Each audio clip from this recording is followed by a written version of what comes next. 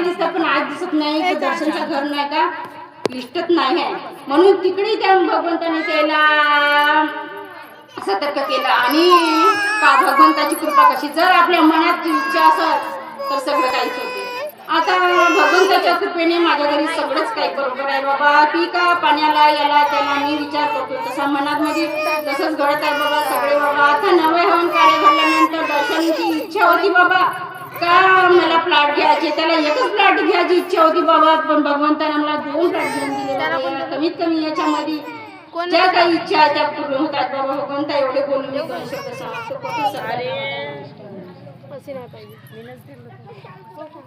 धन्यवाद आई.